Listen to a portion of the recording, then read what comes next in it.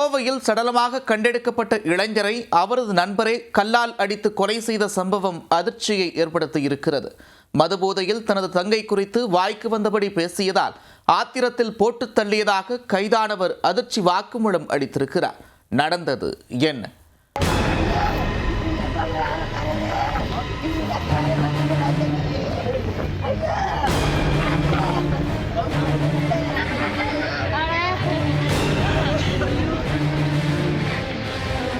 மது போதையில் என்ன பேசுகிறோம் என்று தெரியாமல் உளறியதால் இளைஞர் ஒருவர் தனது இன்னுயிரை பறிகொடுத்துள்ளார். நண்பன் ஓசியில் வாங்கி கொடுத்த மதுபானத்தை நாடிச் சென்ற மற்றொரு இளைஞர் கொலையாளியாக மாறி தனது வாழ்க்கையை தொலைத்துள்ளார்.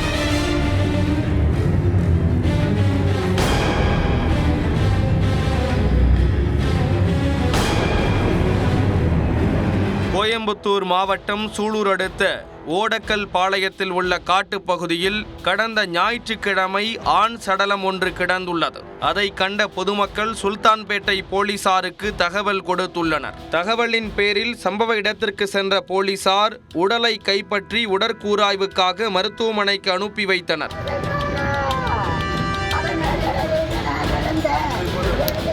விசாரணையில் அதே பகுதியைச் சேர்ந்த பால் வியாபாரி மாரப்பன் என்பவரது 28 வயதான மகன் பரமசிவம் என்பது தெரிய வந்தது. கோழிப்பண்ணை ஒன்றில் வேலை பார்த்து வந்த பரமசிவம் கடந்த சில மாதங்களாக பணிக்கு செல்லாமல் நண்பர்களுடன் ஊர் சுற்றியுள்ளார். இரவு நேரத்தில் ஊருக்கு ஒதுக்குப்புறமாக உள்ள காட்டுப்பகுதிக்கு சென்று மது அருந்துவதை வழக்கமாக கொண்டிருந்ததாக கூறப்படுகிறது.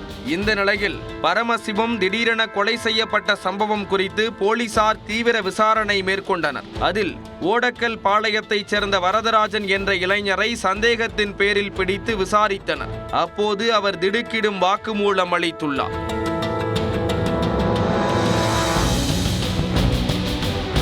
சம்பவத்தன்று பரமசிவம் அவரது நண்பர்கள் பார்த்திபன் மற்றும் வரதராஜன் ஆகியோருடன் மது அருந்த சென்றுள்ளார். சிறிது நேரத்தில் பார்த்திபன் மட்டும் தனியாக வீடு திரும்பியுள்ளார். ஆனால் பரமசிவமும் வரதராஜனும் தொடர்ந்து மது அருந்தி உள்ளனர். போதை தலைக்கேறிய நிலையில் வரதராஜனின் தங்கை குறித்து பரமசிவன் தவறாக பேசியுள்ளார். இதனால் ஆத்திரமடைந்த வரதராஜன் பரமசிவத்துடன் வாக்குவாதத்தில் ஈடுபட்டுள்ளார். வாக்குவாதம் முற்றி கைகலப்பு ஏற்பட்டதில் கீழே கிடந்த கல்லை எடுத்து பரமசிவத்தின் தலையில் வரதராஜன் கடுமையாக தாக்கியுள்ளார். இதில் படுகாயமடைந்து நிலை குலைந்த பரமசிவம் இரத்த வெள்ளத்தில் துடிதுடித்து நிகழ்விடத்திலேயே உயிரிழந்தார்.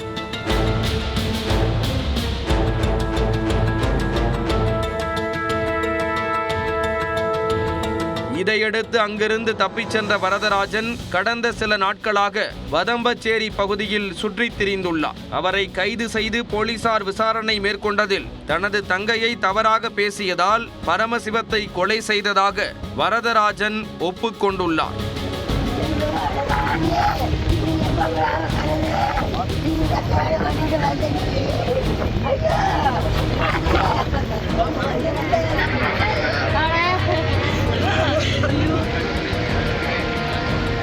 இச்சம்பவம் சூலூர் பகுதியில் அதிர்ச்சியை ஏற்படுத்தியுள்ளது.